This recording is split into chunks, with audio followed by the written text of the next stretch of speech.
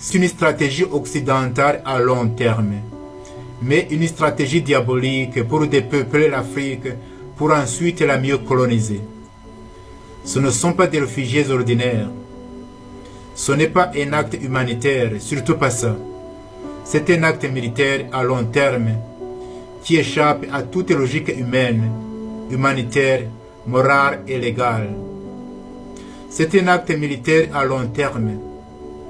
Ces réfugiés, dits demandeurs d'asile, vont être traités derrière les rideaux comme un peloton avancé de l'OTAN au cœur de l'Afrique pour mieux exploiter les minerais du Congo et pour contrecarrer toute influence russe dans la région.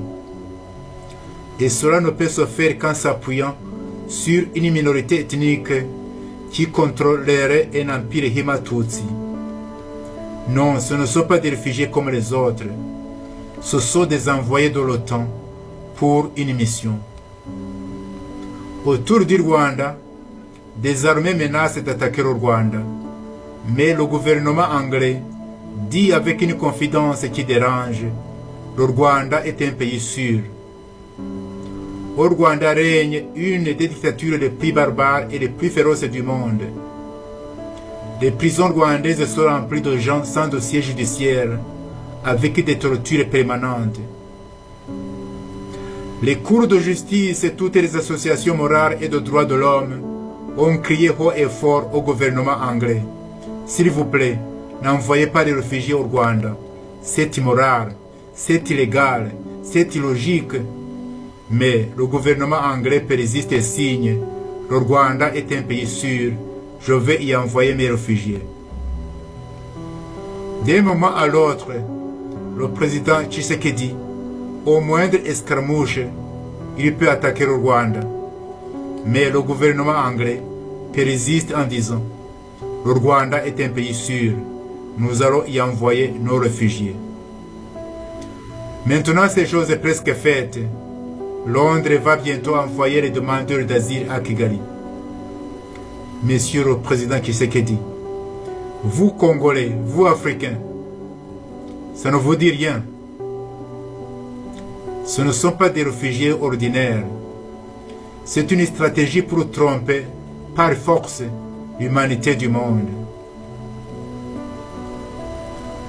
Ce système d'aller-retour de ces réfugiés va créer une courroie de transmission entre Kigali et Londres. C'est un système qui va permettre un transfert international facile d'argent pour supporter les guerres à l'est du Congo et financer des rébellions en Afrique sous prétexte de supporter des réfugiés. Les Occidentaux, en tête les Américains, que vous appelez vos amis, les Anglais et les Français, vont camoufler certains terroristes sous le manteau des réfugiés pour commettre les dégâts dans toutes les capitales de l'Afrique. En définitive, ils vont fabriquer des faux réfugiés qui vont remplacer les autochtones dans ces régions. N'oubliez pas que dans ces accords entre Kigali et Londres, il est prévu que tous les réfugiés peuvent s'installer définitivement n'importe où. N'oubliez pas que ces militaires de Kagame et M23 ont commencé à chasser les autochtones pour les remplacer par leurs gens, tout en changeant les noms des villages et des localités au Rwanda et à l'est du Congo. N'oubliez pas qu'un jour Kagame a prédit ou prophétisé ceci. Dans un avenir proche, parmi les gens qui habiteront ce pays, la majorité seront des étrangers. Tout cela ne vous dit rien. Monsieur Tshisekedi, s'il vous plaît, libérez les Congolais et les Rwandais en même temps. Je te prie d'attaquer le Rwanda avant que les réfugiés de Londres arrivent à Kigali. Sinon Kagame, ses réfugiés et ses occidentaux vont te mettre à genoux. Après l'arrivée de ces réfugiés, le Rwanda et le Congo seront des pays sûrs, très sûrs pour les réfugiés britanniques, pour l'Empire Himatutsi et pour les Occidentaux, mais un enfer pour les Rwandais et les Congolais. Ça me fait mal au cœur de supplier des étrangers pour attaquer mon propre pays. Mais je ne vois pas comment le Rwanda ou le Congo, ou l'Afrique en général, peuvent vivre en paix, sans devoir détruire le régime de Kagame et le mettre hors d'état de nuire. Je vois souvent des Rwandais et même des étrangers qui supportent fanatiquement Kagame et son idéologie. Ils ne savent pas qu'en supportant Kagame, ils sont en train de creuser leur propre tombe. UK refugees in Rwanda. NATO advanced platoon in Africa. NATO advanced front. These are not ordinary refugees. This is a long-term Western strategy, but a diabolical strategy to depopulate Africa and then better colonize it. These are not ordinary refugees. This is not a humanitarian act, especially not that. It is a long-term military act which escapes all humanitarian, moral and legal logic. It is a long-term military act.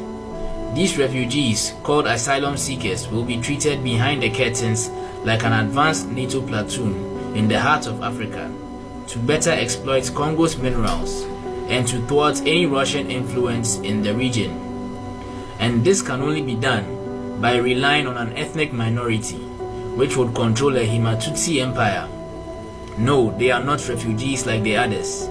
They are NATO envoys on a mission.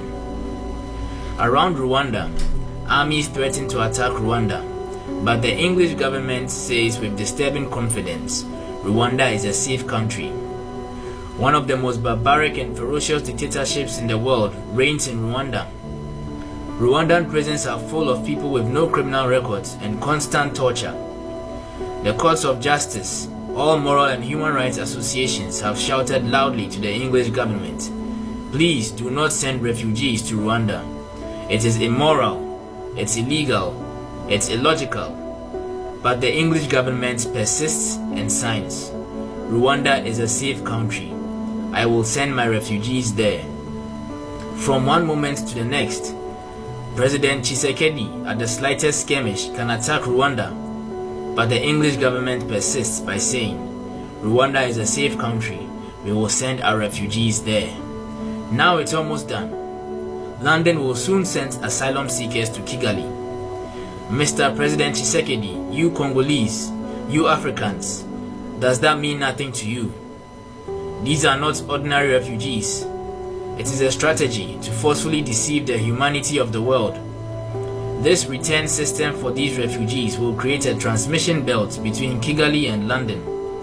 It is a system that will allow an easy international transfer of money to support the wars in Eastern Congo and finance rebellions in Africa under the pretext of supporting refugees.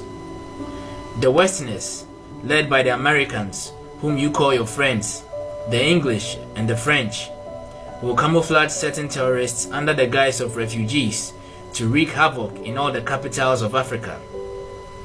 Ultimately, they will create false refugees who will replace the natives in these regions. Don't forget, in these agreements between Kigali and London, it is planned that all refugees can settle permanently anywhere. Don't forget that these soldiers from Kagame and M23 began to chase away the natives to replace them with their people, while changing the names of villages and localities in Rwanda and Eastern Congo.